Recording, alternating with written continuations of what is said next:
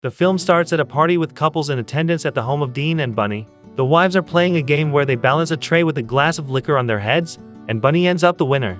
Alice tells her husband, Jack, that Bunny was cheated and that she should have been the winner. After that, Alice and Jack sneak out and go for a romantic drive where they do donuts in Jack's car. The next day, Alice makes breakfast for Jack, and the two appear to have the ideal marriage. The wife takes care of the house, and the husband goes to work. The couple and their friends live in a 1950s-style community called Victory Town, where the wives all see their husbands off as they leave for work at the same time to go to Victory headquarters in the desert. Their jobs are supposed to work in technology. As a responsible wife, Alice stays at home to take care of the house and ensure that it is clean when her husband returns from work. After that, Alice joins the wives to a dance class taught by Shelley, wife of Frank, founder of the Victory Project. They welcome a woman named Violet, whose husband Bill has joined the other husbands to work at Victory headquarters. In Victory Town, only Bunny has children, while the other wives are childless. After a tiring day at work, Jack comes home and is welcomed by his pretty wife. Jack can't control his raging testosterone hormones, leading them to make love.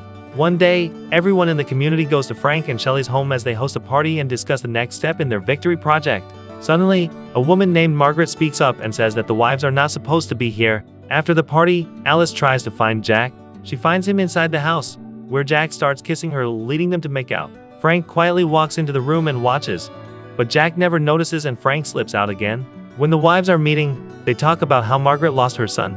Margaret is disturbed as she walks her son out into the desert where it is forbidden for the wives to approach it, and her son disappears, with Margaret claiming that her son was taken from her before she was recovered. Alice takes a trolley bus out of town and into the desert. She looks up at the sky and notices a plane appearing to go down and crash into the side of the mountain where Victory headquarters is. Alice tells the trolleybus driver to go there, but he says it is not part of his route. Alice proceeds on foot and goes up the mountain, where she doesn't find a plane but instead appears to find a mirror. When she touches it, she sees haunting visuals of drops of blood and women dancing in synchronization, along with hearing Frank's voice. Alice wakes up back in her bedroom, with Jack saying she was home when he returned and was there for a few hours, though Alice is so confused because she has no memory of making it back home. Jack hugs her and she thinks it was just a dream. The next day, Alice receives a phone call from Margaret, who asks her about the plane that she saw. After Alice denies it, she tells Margaret not to call her despite the latter's pleas. Alice later comes across Margaret standing on the roof of her house. She runs to try to help, but Margaret looks at her and slits her own throat before falling off the roof.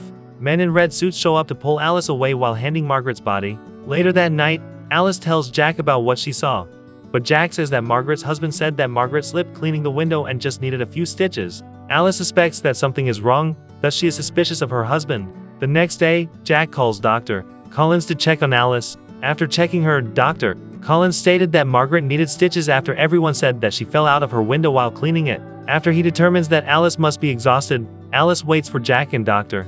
Collins to go out so she can go through Dr. Collins' bag and pull out a file on Margaret, which is labeled Security Risk.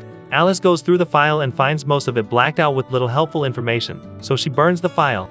Alice starts to become haunted by strange visions and occurrences. While taking a bath, Alice slips into the water, and the dancers appear to look back at her. Alice and Jack go to a major event hosted by Frank, with all the other couples in attendance. Frank invites Jack onto the stage, where he announces to the crowd that he is promoting Jack to work with the senior advisory board. Everyone cheers while Frank starts a chant of "Whose world is this? Ours." Alice steps out and is found by Bunny. Alice tries to explain that something is not right, but Bunny tells her to stop making assumptions. Alice and Jack later host a dinner, inviting Frank and Shelley, and another couple. But when Alice is preparing dinner for the guests, Frank approaches her and says that he knows everything that Alice is trying to explain to Jack and Bunny, but no one believes her. Frank also challenges her to keep going because he is hoping for someone like her to challenge him. Challenge accepted. During the dinner, Alice brings up several things she's noticed, such as the women all having the same story about how they met their husbands, and that most of the women come from Philadelphia, Chicago, or Baltimore. Alice then openly accuses Frank of being behind something sinister, which Shelley chastises her for, leading the guests to leave the table and go home. After the confrontation, Alice begs Jack to leave Victory Town. He seems to agree, and they make it to the car until the men in red suits show up and pull Alice out of the car, with her screaming and pleading with Jack to help, but he can only sit in his car yelling in remorse. She is taken to a hospital where a procedure is performed on her. A flashback then begins, showing Alice working as a doctor at a hospital. She lives with Jack in a crummy apartment, and he is disappointed that she doesn't want to do anything with him because she works too long and is incredibly tired. Jack listens to Frank's motivational speeches and is first inspired to join the Victory Project, which it turns out is a virtual simulation that the husbands use to keep their wives trapped to serve their needs and desires. When Alice touched the mirror, she was waking herself up until Jack made it so that she could remain there. He lays next to her while his own mind is linked to Victory. Back inside Victory, Alice returns to the house welcomed by Bunny after seemingly being healed by the doctors. However, Alice has a flashback of her real memory. Jack tries to explain that he did all of this for her, even though she was content living her own life in the real world. He holds on to her, and in a struggle to break free, so Alice smashes a liquor glass over Jack's head, killing him in Victory and in the real world. Bunny visits her and tells Alice that she knew the truth all this time. She chose this since it is the only way she can meet with her own children who died in the real world. She encourages her to take Dean's car and drive to Victory headquarters to put an end to things. The higher UPS are alerted to this, and things in the community begin to go haywire. Alice drives out into the desert, with the red suits chasing after her. Dr. Collins pursues as well, but Alice hits the brakes and causes Dr. Collins to collide with some of the red suits, killing them. More cars begin to chase until Alice makes it to the mountain. Meanwhile, Frank learns of Alice's deeds, prompting Shelley to stab him in the gut. She says he messed everything up for failing to keep this contained, and she declares, "It's my turn now."